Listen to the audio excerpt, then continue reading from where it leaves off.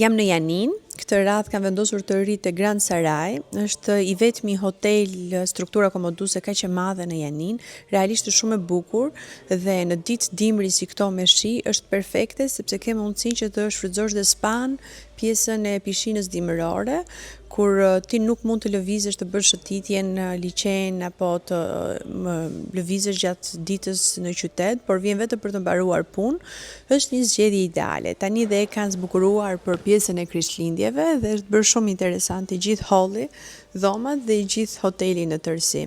Unë e përdor shumë pjesën e Janinës, jo vetëm për pjesën e pazareve, që është e famshme, të paktën IKEA që na mungon aq shumë në vendin tonë, edhe Marti, që është një supermarket gjigant, do t'ua tregoj në detaje, sepse çdo vit, ndoshta edhe 2 herë në vit, dhe furnizojnë për gati gjatë gjithë vitin me gjithë detergjentët e nevojshëm. E urrej të bëj çdo muaj pazar në Tiranë, duke bler të njëjtat gjëra, duke i ngritur, duke bërë listën e pazareve.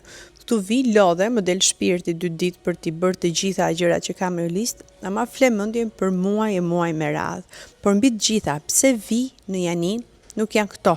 Këto janë me që bëhet rruga. Arsyeja kryesore është sepse vi dhe bëjmë check-upet. Ka doktor shumë të mirë, është e habitshme se si një vend kaq i vogël ka të mbledhur kaq shumë doktor të mirë, jo vetëm për ne të rriturit, por edhe për fëmijët. Janë pediatrët më të mirë, kardiologët më të mirë, janë të gjithë doktorët e nevojshëm si për të rritur dhe për fëmijë.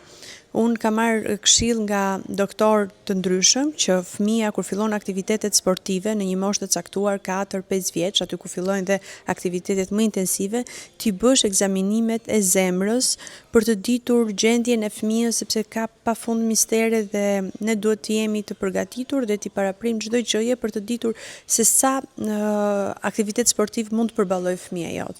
Dhe kjo ishte arsyeja kryesore pse unë mora rrugën këtë radhë në Janin, për të takuar pediatrin e djalit, për të bërë ekzaminimet që duhen për moshën e tij, për të parë listën e vaksinave, sepse ka dhe një të moshës 5 vjeç.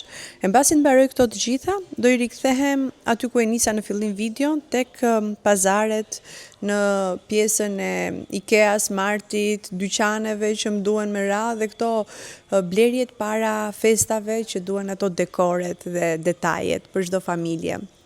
Megjithatë, unë Janinën e këshilloj sepse është i vetmi vend afër nesh ku ti mund të marrësh kaq shumë gjëra në kaq pak ditë dhe nuk të duhet fluturim, por mund të vish shumë kollaj me makinë.